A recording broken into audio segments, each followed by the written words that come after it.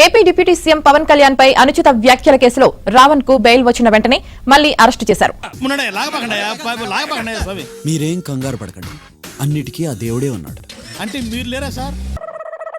మరోవైపు Joseph arrest తో కాకినాడ జిల్లా సర్పవరం పోలీస్ స్టేషన్ దగ్గర నిన్న ఉద్రిక్త పరిస్థితులు నెలకొన్నా. వైద్య పరీక్షల కోసం తరలిస్తుండగా జనసేన కార్యకర్తలు అడ్డుకుని ఆందోళన దిగారు. నిజమా అల్లుడు? అంతకంటే ఇంకేం కావాలి సార్? ఈ క్రమంలోనే ఆయన తీసుకువెళ్తుండగా పోలీస్ వాహనంపై కోడిగుడ్లతో దాడి చేశారు. జోసెఫ్ ను అప్పగించాలి అంటూ జనసేన కార్యకర్తలు నినాదాలు చేశారు. బయట పెడితే ఏమవుతుందంటావు? నరుకుతారు. నరుకుతారు. రావణ్ కి కోర్టు వారు బెయిల్ ఇచ్చారు.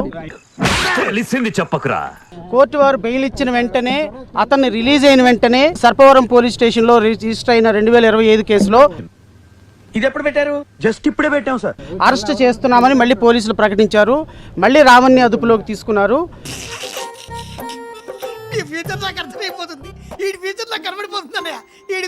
రావణ్ణి మధ్యరాత్రి హైదరాబాద్ లో అరెస్ట్ చేసి పెద్ద బిల్డప్ ఇచ్చి ఆంధ్రప్రదేశ్ తీసుకెళ్లారు. అరే ఈడెవడ్రా కొత్తడు?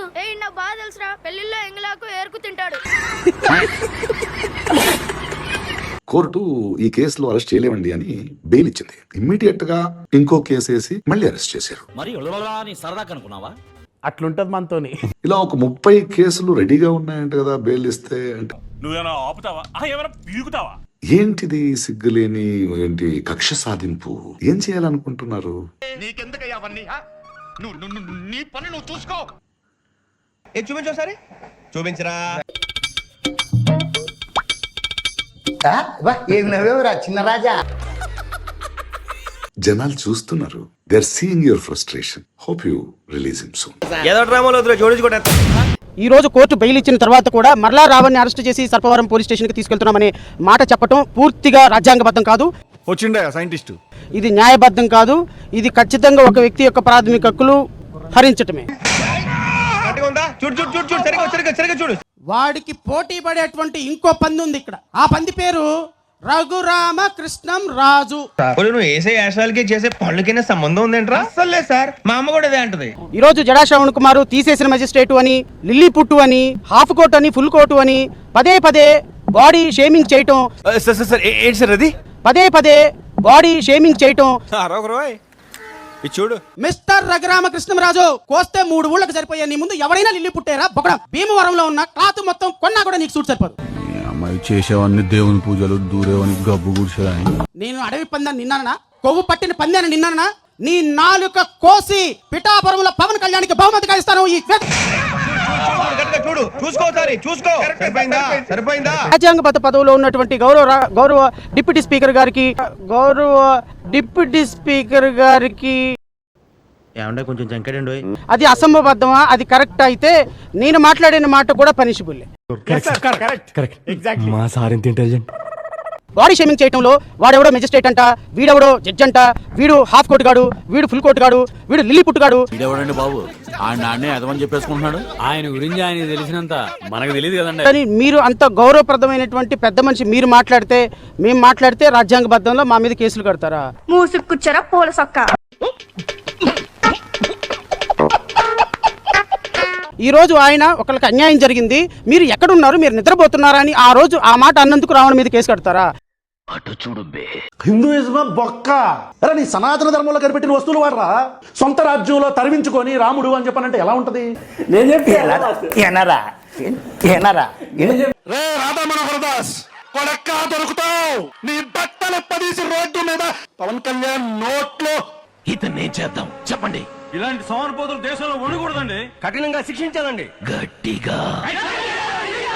నిన్న గౌరవ ఉప ముఖ్యమంత్రి గారు గౌరవప్రదమైన స్థానంలో ఉండి కాళ్ళకి కీళ్లు కీళ్ళకి కాళ్ళు ఎరక్కొడతాను అని చెప్పేసి రౌడీల గురించి మాట్లాడితే, రౌడీ షీటల గురించి మాట్లాడితే అది చట్టబద్ధమా? ఏంటి బాబు అన్న?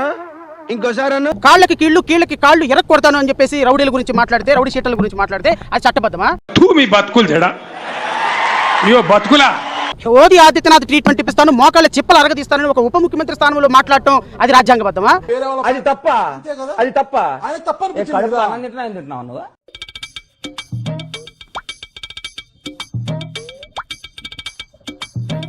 ఎంత ఇచ్చావు? అదేనా?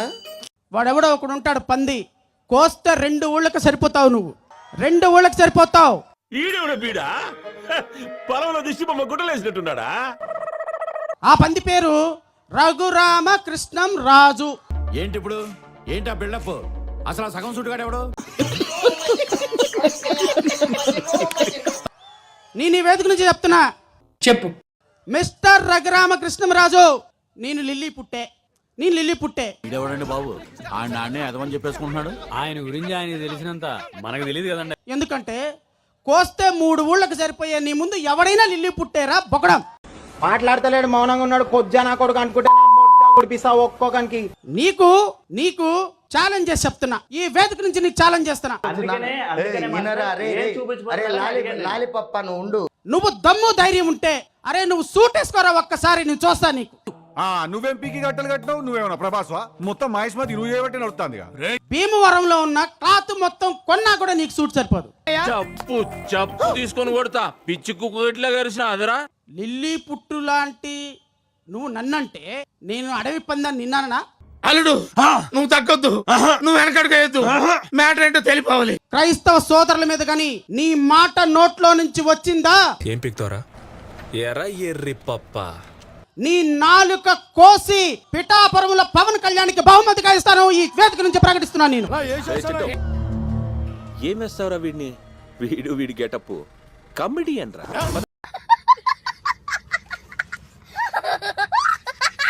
నీ నాలుక కోసి నిచ్చినేసుకోవాలరా నువ్వు? నా నాలుగు కోయాలంటే పుట్టినవాడు కానీ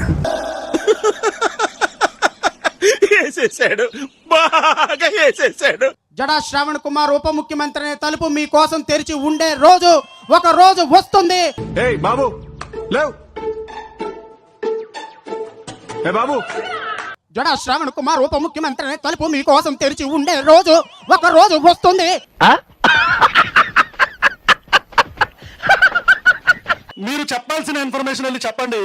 ఇక్కడ ఎవడు భయపడేవాడు లేడు. అరే ఈడెవడ్రా కొత్తోడు? నా బాగా తెలుసురా, పెళ్లిలో ఎంగలాకు ఏరుకు తింటాడు. నేను క్రైస్తవుడిని కాదు, కానీ శ్రవణ నన్ను ఎందుకు పిలిచాడో అర్థం కాల. అయితే వెళ్ళి వితౌట్ షుగర్ అది శంక నాకు. నా అభిమాన నటుడు ఉప ముఖ్యమంత్రి శ్రీ కొనిదెల పవన్ కళ్యాణ్ గారు. ఆయన జీవితాన్ని త్యాగం చేసిన గొప్ప మనిషి. ఆయన నువ్వేం మాట్లాడతావు? అండ్ నంబర్ 3, నువ్వు అట్లే అరువు, జీవితం అంతా అరుస్తూనే ఉంటావు. ప్రపంచంలో ఎవ్వరూ అడుక్కోనంతగా అడుక్కుతింటున్న రాధా మనోహర్ దాస్ అనే ఒక బ్రోకర్. ఎవర్రా మీరంతా? అత్తాపూర్ పిల్లర్ నంబర్ 377 దగ్గర గాంజా అమ్ముకునేటోళ్ళగా ఉన్నారు మీరు అందరూ. ఇలా ముగ్గురు గురించి ఈ రోజు మాట్లాడాలా. వీడు అప్పుడప్పుడు టీవీలో కనిపించేసరికి హీరో అనుకుంటున్నాడు. నారా చంద్రబాబు నాయుడు గారు. చూపించు ఒకసారి. చూపించరా. అదేండి చూపించా.